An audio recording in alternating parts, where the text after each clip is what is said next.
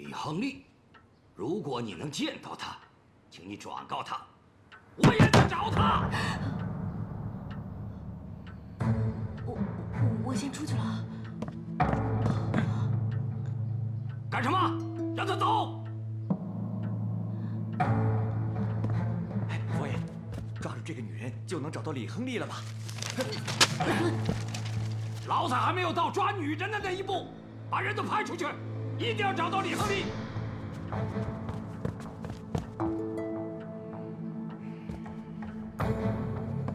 李亨利，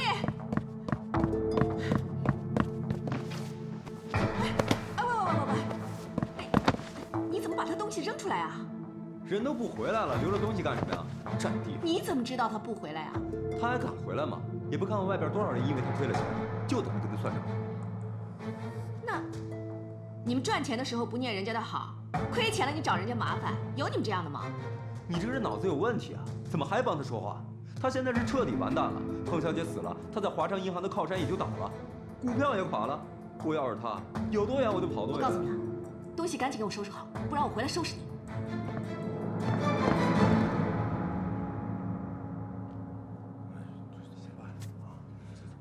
修改之后，对，是一个巨大的更急用。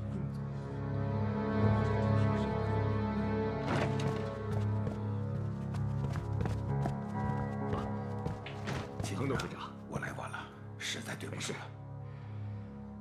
彭董事长，我知道令千金的事情让你十分难过。若不是事态严重，我也不会打扰你。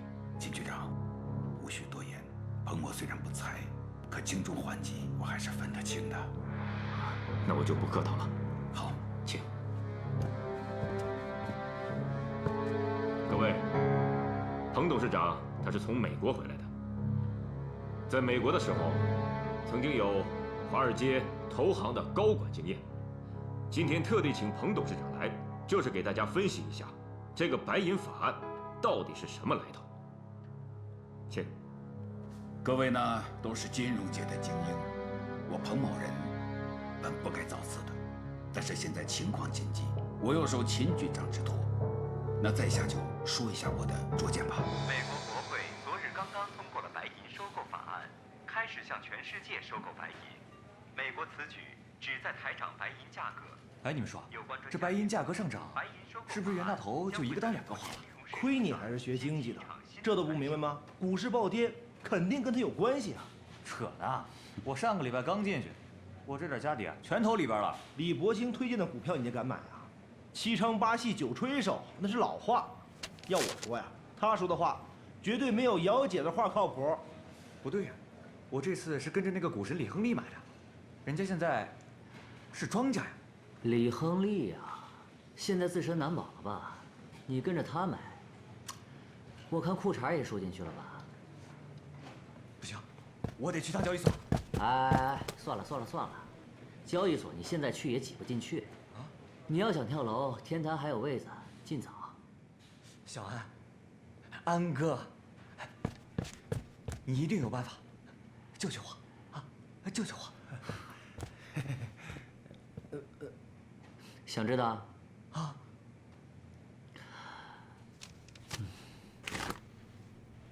忘了，我这霞飞路荷花酒，我请客。哎，对对对，大家都知道，全世界呢都在受经济危机的影响，而美国更是首当其冲。在鄙人看来，白银收购法案就是美国总统罗斯福为了结束经济危机、结束大萧条而采取的一种手段。他们的做法很简单，就是由美国财政部出面，高价收购白银。这样做的后果呢，只有一种，就是全世界的白银都会流向美国，而美元呢，则流向全世界。这样一来呢，美国的商品就会流向全世界，而走出经济危机的影响。没有白银，我们就印纸票吧。印钞机是我们的，反正都是纸，想印多少印多少。你也是猪啊！没有储备金的情况下滥印钞票，那只有一种结果，就是通货膨胀。那你说怎么办？这么跟你们说吧，以后呢，你要是早上起来下楼买碗豆浆，买根油条，就要提1箱子的钱。是啊，那我们是不是可以抓住机会炒作外汇，挣点美元？哎呀，现在是我们经济生死存亡的关口啊，哪还有精力炒作呀？彭董事长，那您的意思是？可能各位还没有听明白，白银收购法案是美国把经济危机转嫁给全世界的一种手段，而首当其冲影响的就是中国，因为我们中国的主要货币就是白银。这样一来呢，我们中国好容易有点起色的经济状况会有崩盘的可能，因为我们没有白银可用啊，都被收购了。哪来那么多钱收购白银啊？你真是猪啊！钱是什么？钱说白了就是纸，印钞机在别人手里，自然是想印多少就印多少，是不是？印完了之后再去买白银，那又怎么样？怎么样？美元现在是风行天下嘛，每个国家都拿着美元呢。但是这个钱要花出去才叫钱，对不对？花不出去它就是纸。每个国家想要把钱花出去，自然要去买东西。在全世界商品最多、最发达的国家是哪个，就不用我说了吧？又是美国。各位，我们有可能将要迎接一场经济上的严冬，美国大萧条有可能会在我们国家重演，而首当其冲的就是我们金融界，那么有可能面临一场银行倒闭的风潮。几家大行呢，可能稍好一点，那很多小银行将会更惨，有可能会尸骨无存。彭董事长未免过于危言耸听。股市就是经济的晴雨表，今天股市开盘啊，已经验证了一切。所以我问你，股票是什么？先喝点水。什么是股票？股票卖的是什么？就是个市场预期，对不对？什么是市场预期？庄家算计散户，散户算计庄家，这就是预期。但是你们算计来算计去，最终还不是让国家给算计了吗？所以你说这个市场能不完蛋吗？那接下来怎么办啊？接下来我告诉你，就是市场崩溃，银行倒闭，你们所有人的钱通通打水漂。听明白了吗？听明白了。现在天台还有位子，要跳楼赶紧去。安哥，之前没看出来啊。哎，对，你懂得比李伯清那个老东西多多了。我们下次就跟着安哥干。行啊，只要还有下次。各位，总之我认为啊，这是帝国主义对咱们中国赤裸裸的掠夺，所以我辈应该同心同德，共赴国难。彭董事长是位金融奇才，精通美国的金融政策，党国必将委以重任，还望大展拳脚。是，这说的有道理。是。当务之急就是要阻止白银外流。我呢，仅代表华山银行的几位董事向大家表个态，我们会采取一切措施阻止白银外流，稳定股价。只要上海的经济不乱，上海就不会乱的。对，有道理，非常有道理。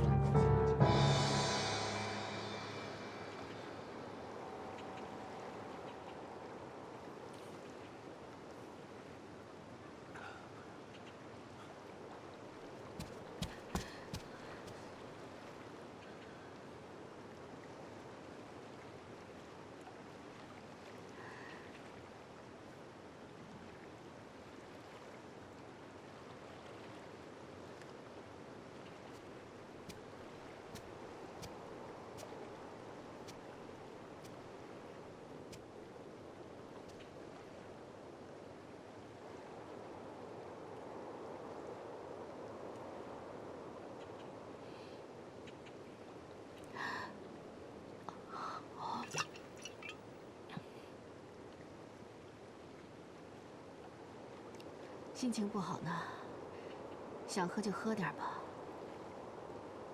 都是人，谁还没有个心情低落的时候啊？我陪你喝。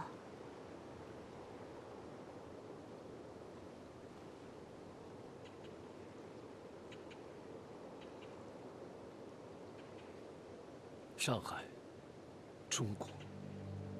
我生在一个如此冰冷残酷的年代，为了生存，我们伪装，我们践踏无数具尸体。若是他根本就不适合生存在这个年代。他这么单纯，那么善良，你知道他最大的愿望是什么吗？他跟我说过，他最大的愿望就是我可以带着他离开上海，就这么简单。可我能怎么做？我们是特工，老爹从小就教导我们，要完成任务，要杀敌，要保家卫国。但我们连最根本的保护身边的人，保护这些脆弱的生命都做不到，我们全都是屁。若是他把未来寄托在我身上，可我给过他什么呢？说不尽的谎言，还有最终的死亡。如果他没有遇到我，他现在肯定还是好好的活着，说不定他还能遇到一个人，带他离开上海，在遥远的某个地方，无忧无虑的过着开开心心的幸福日子。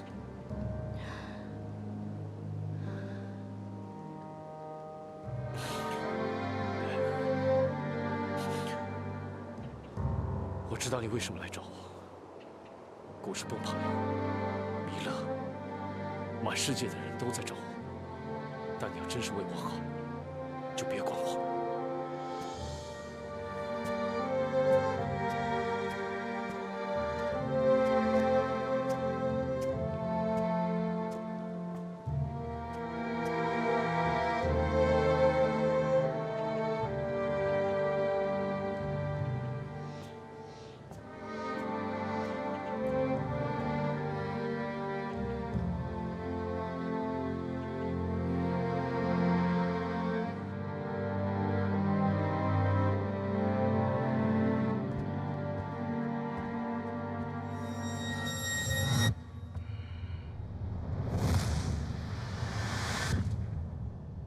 弥勒君，请坐。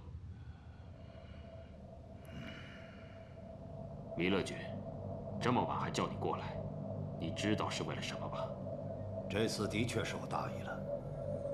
不过中国有句老话，有赌未必输。只要上海滩经济不垮，这些钱早晚我能赚回来。是吗？我记得弥勒君之前也是跟伊藤会长这么说的。可结果呢？3000万一转眼一分不剩。我听说你的心腹李亨利也不知所踪了。你这话什么意思？你们中国还有句俗话，叫明人不说暗话。弥勒君，如果被我查出来李亨利是受奶之时窃取了这3000万，那么到时候就别怪我不讲情面了。如此说来，孙正军是不相信我的为人了。我弥勒能在上海立住脚，靠的就是一个信字。君子爱财，取之有道。别说是3000万，就是6000万、9000万，我既然答应了跟你们合作，我就绝不会背后做手脚。孙正军把我看作是一个小人，那我们就没有再继续合作的必要了。告辞了。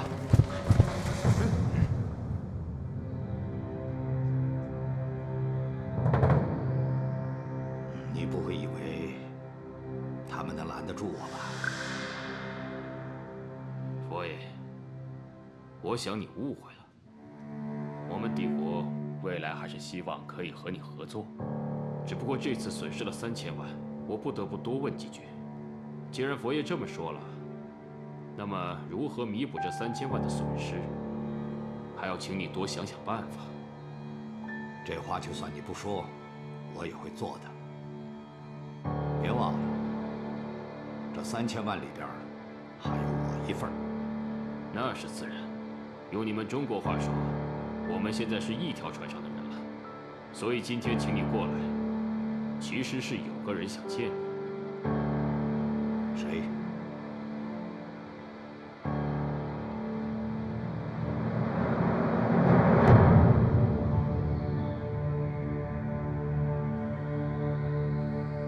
早说了这个李亨利靠不住，现在3000万也没了，他也没影了，谁知道是不是投靠弥勒去了？李亨利不可能。那他为什么到现在还不出来解释呢？那是因为他太伤心了，彭若诗死了。佳琪，我怕你去跟踪弥勒的人回来怎么说？我们跟了弥勒一整天，发现他也在派人到处找李亨利。我就说吧，李亨利不可能干这种事的。就算他没有叛变，也不排除另外一种可能性。你什么意思？只是我的一个想法，没有证据。我觉得这次股市崩盘也在他的计划当中。你凭什么这么说？处理的命令，说白了就只是要钱，别的不问，对吧？我认为李亨利，他不只要钱，同时他还要借这次股市崩盘揪出潜伏的内奸。李亨利不会错过这个千载难逢的好机会。你的意思是，这些都是他计划之内的？为什么不呢？如果可以赔掉弥勒的家底，那么银行上层的内奸就会出来救场。李亨利怎么可以如此置上级命令于不顾？一切只靠自己判断形势，这样无组织无纪律的人，怎么可以当特工？他也太不把我们当回事了。我说你们也不想想，李亨利是神仙吗？他怎么知道股市会崩盘啊？他既然可以在股票上面故意挣钱，当然也可以故意赔钱。那他怎么知道美国国会会通过白银法案？我觉得阿强说的有道理。如果像你说的，李亨利要赔光弥勒钱的话，连罗斯福要签署法案他都知道，那他也太未卜先知了吧？白银法案那么大的事，又不是第一天才提出来的，他已经在国会里面博弈了那么长时间，稍微有点国外消息来源的都可以追踪啊。就算你没有消息来源，你买份报纸看看总可以吧？一旦法案提上了日程，那么只有2种可能性，要么通过，要么不通过。我觉得他没有那么大本事，不可能。怎么不可能啊？这就叫赌。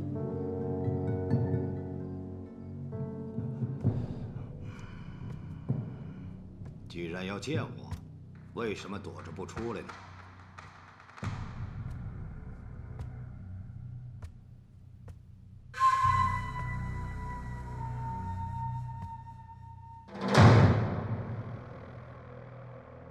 弥勒兄，我们又见面了。你是又见到我的面了，可我从来没见过你的面。到适合的时候，你自然会见到我真面目的。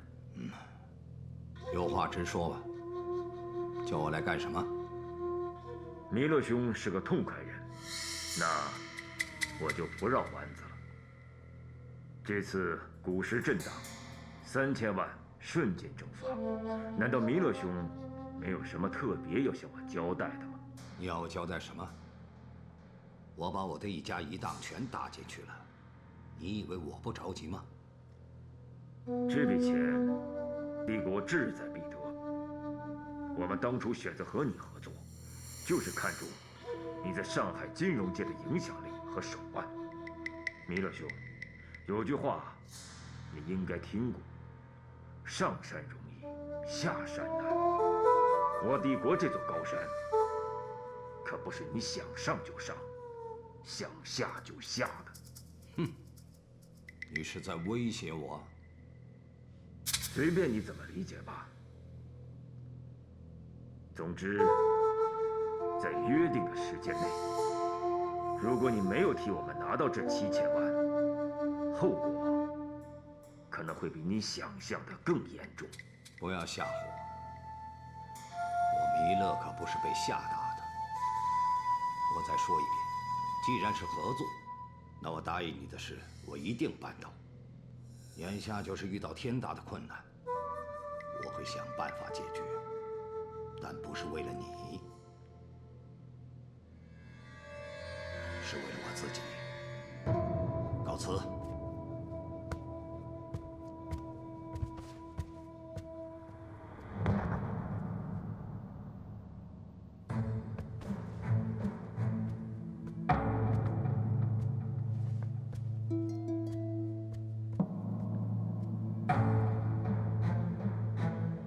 虎，刚刚那些话，不只是对弥勒说的，也是对你说的。这次事态，军部高层非常不满。如果你不想办法尽快消除他们的愤怒，会有什么样的下场？我想，你比谁都清楚。属下明白，请压天斗阁下转告，属下一定尽力弥补。只不过什么？弥勒这个人我最了解，刚刚您那么威胁他，恐怕会适得其反。他不过是帝国的奴隶，你在他身边潜伏了这么多年，难道你还不能控制他吗？妖狐，你太让我失望了。阁下，我一定不会让您失望的。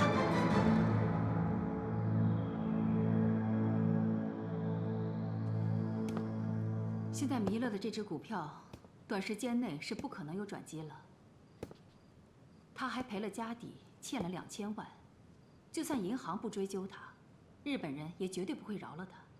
弥勒是个聪明人，他不可能跟日本人正面冲突，所以他唯一的办法就是找到钱填补这个亏空。3000万，我就不相信他弥勒还有什么办法能起死回生。你可别小看他，他能走到今天，靠的可不是运气。安公子说的很有道理。根据我们的情报，如霜在明媛圈设下的圈套，这应该是他们唯一的退路。所以阿香，你要想办法揭穿如霜的骗局，我们就能断了弥勒的退路。族长放心，我一定完成任务。这次任务很艰巨，本来想让李亨利配合你工作，可是他能不能活过今晚还不知道呢。哎，说不定明天一早我们能在头版上看到他。你能不能别诅咒他？弥勒这次可真是输红眼了，他现在所有的手下都在找李亨利，而且弥勒还说了，格杀勿论。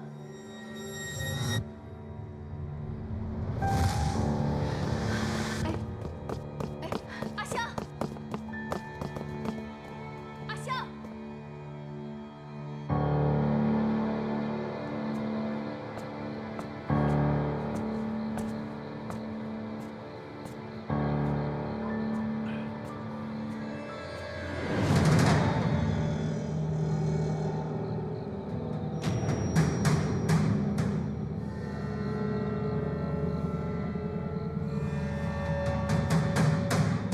知道我是谁吗？我是个杀人魔。你们知道我这双手背负了多少血债吗？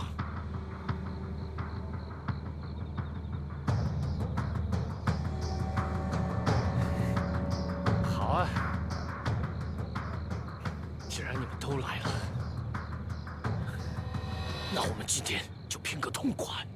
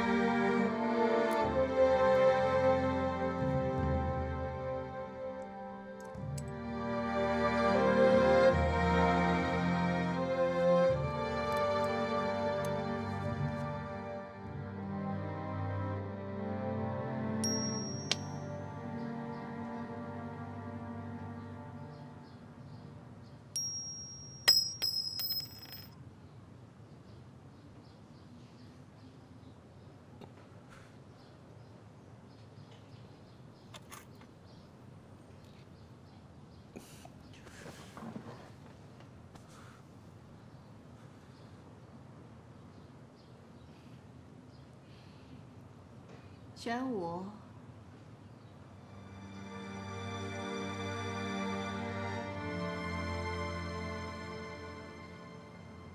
你在跟谁说话？是在跟我说吗？这里除了你还有谁啊？你到底想隐瞒多久？怎么不说话了？没什么可说的。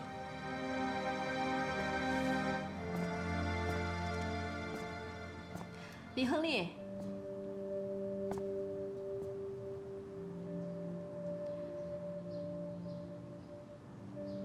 我想跟你玩个游戏，条件跟上次一样。如果文字冲上，我随便你怎么骂，绝不还口；如果图案冲上，我答应你一个条件。无聊。李亨利。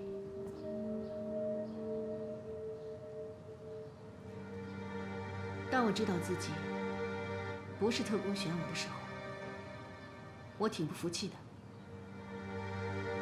我跟了老爹这么多年，论身手，论智慧，我不输给任何人。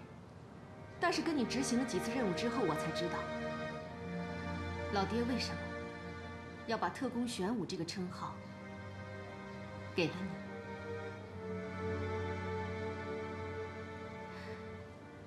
玄武。龟蛇相伴组成的礼物，通阴阳、辨是非、断生死，他维护公道、主持正义，能担当起这个名号的人，势必是有大爱之心。你知道为什么在执行任务的时候，我们这么多人不遗余力地去支持你、去配合你吗？因为你肩上的责任比我们所有人都重，而你要完成了这个任务，将会给上海以及上海的老百姓带来巨大的福祉，而这也是老爹临终前对你唯一的愿望。我知道彭若诗死了，你很自责，可这是一场战争，是战争，势必就会有人牺牲。若诗是无辜的，如果不是我接近她，利用她，她也不会死。他会，只是晚死几十年，而不止今天是他。如果为了完成任务，我、孙组长、戴佳琪、安公子，我们特勤组的所有人都会毫不犹豫地去死，因为玄武是所有人的希望。任何人都可以倒下，唯独玄武不能。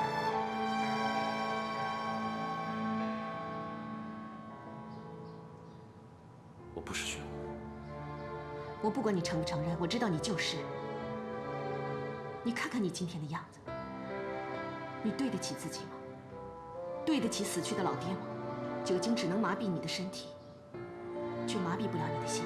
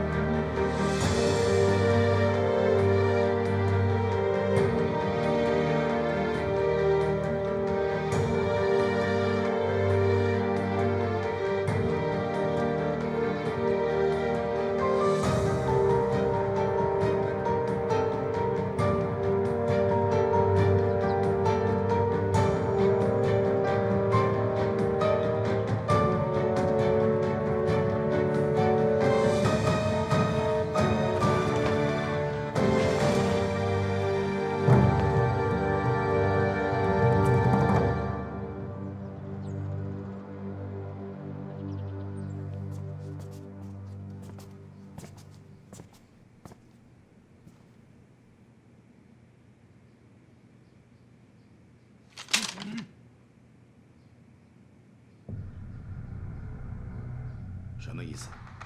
自从我跟了佛爷那天起，我的这条命就是佛爷的。你想要，随时可以拿。何必动用这么多弟兄？话说得好听，既然你都说你的命是佛爷的，那昨天为什么要反抗？我的命是佛爷的，只有佛爷能治我。口气不小。不过在我看来，你这些话都是借口。我知道，我犯下了大错。可股市崩盘，谁也没想到，都怪我急功近利，酿成大错。李亨利，当初是你怂恿佛爷把那些钱放入股市的，还赌咒发誓一定能赚大钱。可这边股市一崩盘，你连人影都不见了。现在走投无路了，却来说对佛爷一片真心，你这出戏唱的未免也太假了吧？我知道，无论我说什么，也无法重新获得佛爷的信任。但我想用我的这条命，来给佛爷谢罪。住手！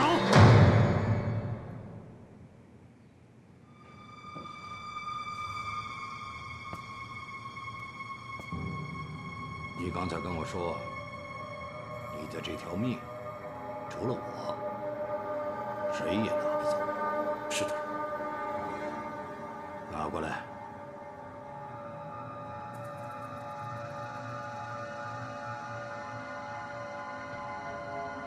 给我。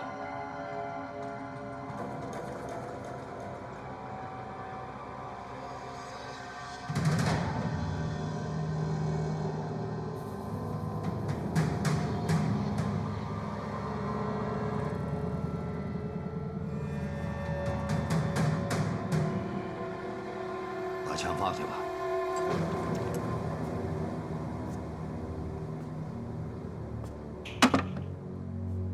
说吧，这几天都去哪儿了？我哪儿都没去，我在给若诗守灵。哼，还是个情种。我只是后悔，若诗还活着的时候，我没有好好对待她。人呐，总是失去了才后悔，可对眼前的一切，却都不珍惜。这一切都是我的错。若诗死了，我活着也没什么意义。可你是我的人，我把那笔钱交给你，让你负全责。那照你的意思，你是说我佛爷有眼无珠？我不是这个意思。不要再说了，股市崩盘，不是你我所能控制的。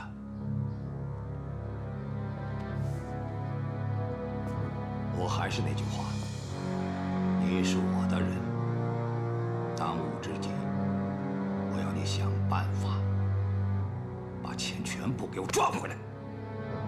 是佛爷。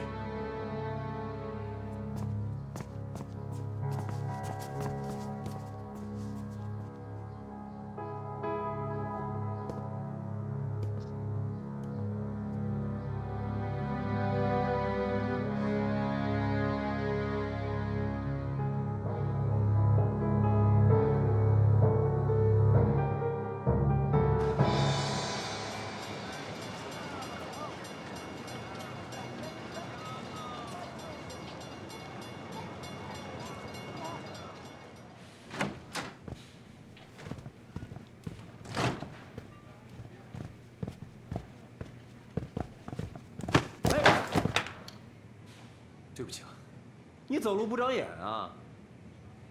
哟，这不是股神少东家吗？哎，你这意大利西装呢？怎么不敢穿了？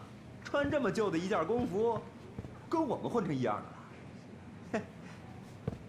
嘿，哎，别走啊！撞了人不知道把东西捡起来啊？还真以为自己还是少东家呢。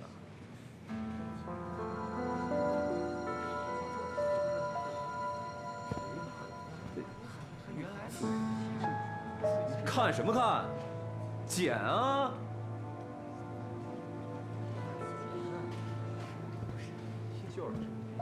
就因为他，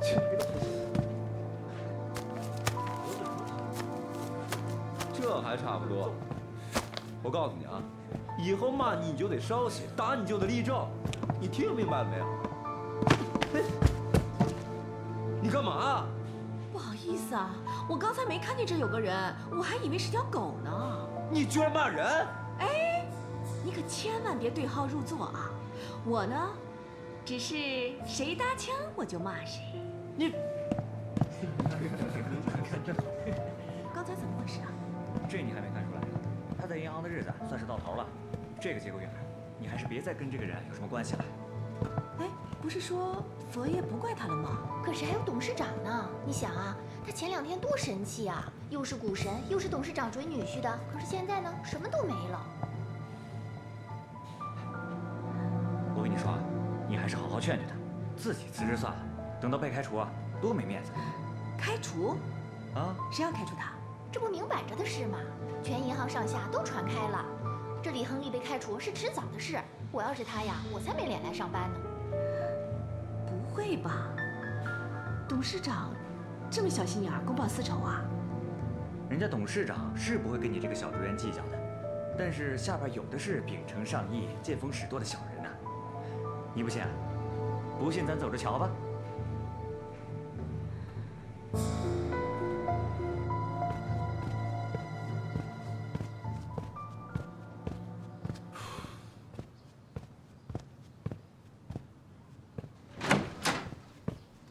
安利哥，又来找佛爷呀？啊，佛爷他在吗？真不巧，佛爷他有事出去了。他有没有说什么时候回来？哟，这个就不好说了。你有什么事，我帮你转达吧。没事，我再过来吧，谢了。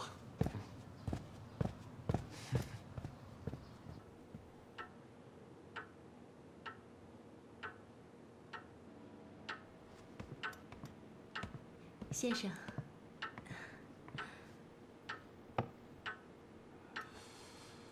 先生，你既然相信他，为什么要晾着他？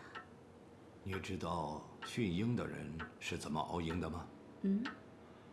猎鹰生性孤傲，很难驯服。驯鹰的人抓到鹰之后，会一连几天不让它睡觉，直到它身上的野性一点一点全部磨光。你是说，李亨利就像猎鹰？